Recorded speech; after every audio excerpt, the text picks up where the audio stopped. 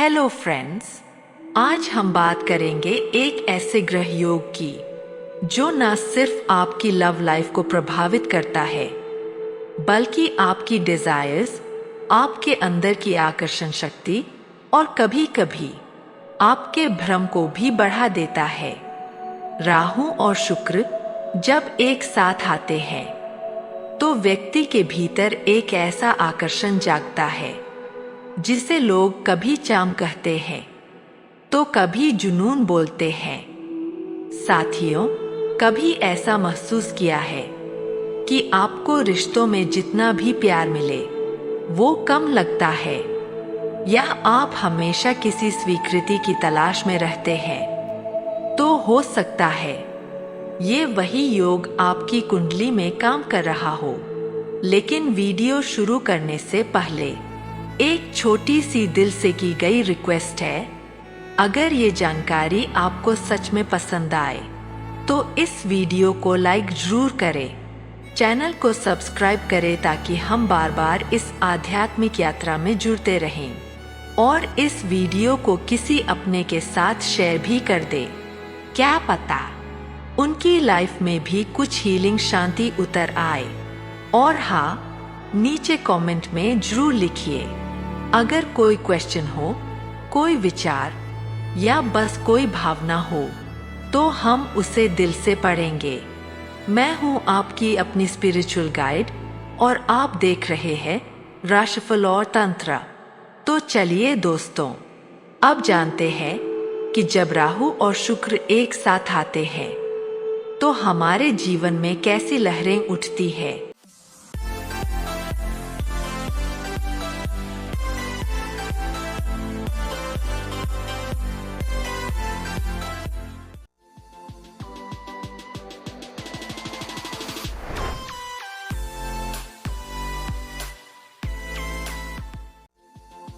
प्यारे दोस्तों, अब सबसे पहले समझते हैं कि शुक्र क्या दर्शाता है।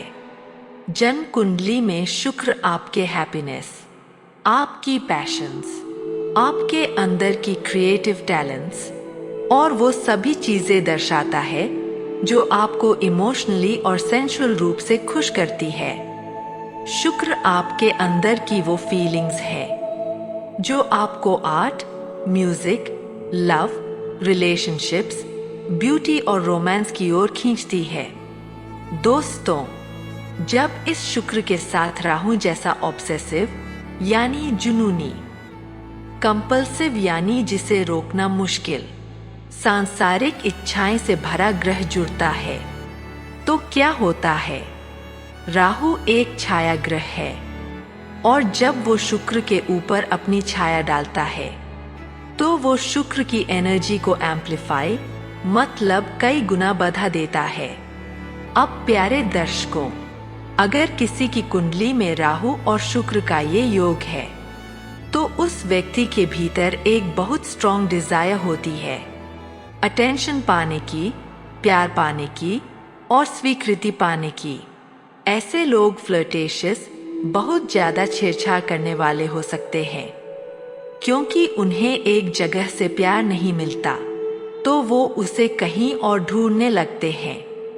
साथियों, अगर ये युति 5वें या 7वें भाव में हो तो ये व्यक्ति अक्सर इमोशनल डिसैटिस्फैक्शन यानी भावनात्मक असंतुष्टि महसूस करता है, और यही कारण बन सकता है रिश्ते में चीटिंग का, धोखे का।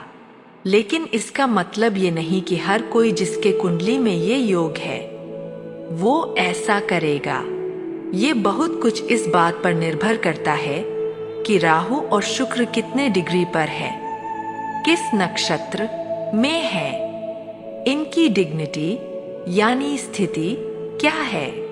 अब बात करते हैं, अगर ये योग दूसरे, चौथे, 5वें या 7वें भाव में हो तो ये योग डैमेज्ड मैरिज मतलब टूटे हुए रिश्ते या डिवोर्स की संभावनाओं को भी दर्शा सकता है।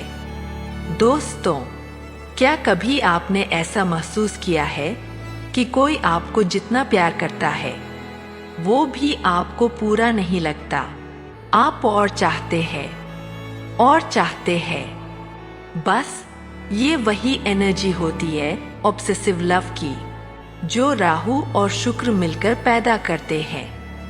अब अगर ये योग नवम भाव में हो तो ये व्यक्ति रिलीजन को लेकर ऑब्सेसिव हो जाता है। कई बार ये किसी फॉरेन रिलीजन यानी दूसरे धर्म की ओर आकर्षित होता है।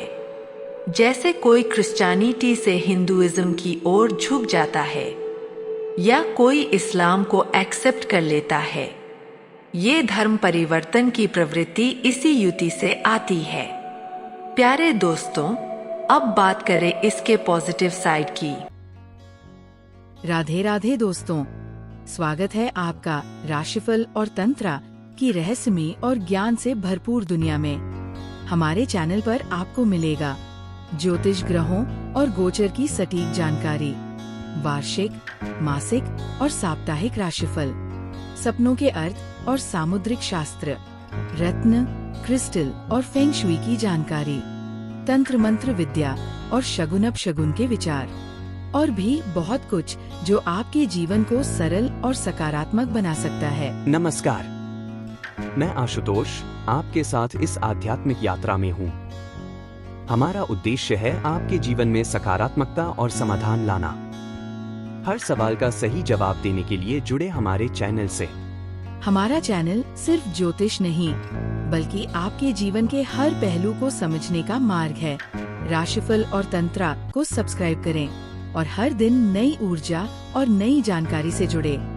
साथियों, अगर आप आर्टिस्ट है, एक्टर या एक्ट्रेस है, मीडिया में है, म्यूजिशियन है या पेंटर है, और अगर आपकी कुंडली में राहु और शुक्र का ये योग तीसरे, पांचवें या 11वें घर में है, खासकर तुला, सिंह या वृषभ जैसे राशियों में, तो आपको सडन फेम, अचानक प्रसिद्धि मिल सकती है। और वो भी ऐसी फेम जो रातों रात आए। अब जरा सोचिए, अगर ये योग तीसरे, पांचवें, सातवें या 11वें घर में हो तो व्यक्ति को मीडिया, फैशन, एंटरटेनमेंट और फाइनेंस में जबरदस्त सफलता मिल सकती है। ऐसे लोग photography, stock market, film industry या ब्यूटी इंडस्ट्री में बहुत आगे बढ़ते हैं। राहु की ऑब्सेशन और शुक्र की आकर्षण जब मिलते हैं तो व्यक्ति को जनता से आकर्षण मिलती है। साथियों, इनका बोलने का तरीका, पहनावा, ऑरा सब कुछ मैग्नेट जैसा होता है। अब एक और मजेदार बात, अगर राहु और शुक्र एक साथ तुला या वृषभ में हो तो व्यक्ति साफ सफाई को लेकर बहुत एक्सट्रीम हो जाता है। या तो उनका घर एकदम म्यूजियम जैसा होता है, स्पॉटलेस, या फिर वो एकदम अपोजिट, बहुत मेसी। क्योंकि साथियों, शुक्र सुंदरता और व्यवस्था और राहु उसे एम्प्लीफाई करता है। या तो परफेक्शन या कंप्लीट डिसऑर्डर। अब दोस्तों, सवाल ये नहीं है कि ये कॉन्जंक्शन अच्छा है या बुरा। सवाल ये है, क्या आप इस एनर्जी को समझ पा रहे हैं? क्योंकि अगर आप इसके हायर फॉर्म को समझ जाएं, तो ये आपको इमोशनल डेप्थ, आर्टिस्टिक पावर और वर्ल्डली सक्सेस दे सकता है। लेकिन अगर आप इसके इल्यूजन में फंस गए तो आप हमेशा वैलिडेशन, अटेंशन और प्यार की तलाश में भटकते रहेंगे। तो दोस्तों, ये थी राहु और शुक्र के कॉन्जंक्शन की एक गहराई भरी यात्रा। आपने जाना कि कैसे ये योग किसी को कला का बादशाह बना सकता है और किसी को प्यार की तलाश में भटका भी सकता है। अगर ये जानकारी आपको सच्ची लगी हो तो इस वीडियो को लाइक करें, चैनल को सब्सक्राइब करें और उसे किसी ऐसे इंसान को शेयर करें जो अपने रिश्तों में थोड़ा उलझा हुआ है या खुद की भावनाओं को लेकर जूझ रहा है। कमेंट में जरूर बताएं, क्या आपको कभी ऐसा महसूस हुआ है कि आप प्यार को लेकर ज्यादा सेंसिटिव है, या आपने खुद में कभी शुक्र या राहु की कोई क्वालिटी महसूस की है? मैं सिया फिर लौटूंगी एक नए अध्याय के साथ। तब तक जुड़े रहिए राशिफल और तंत्र के साथ।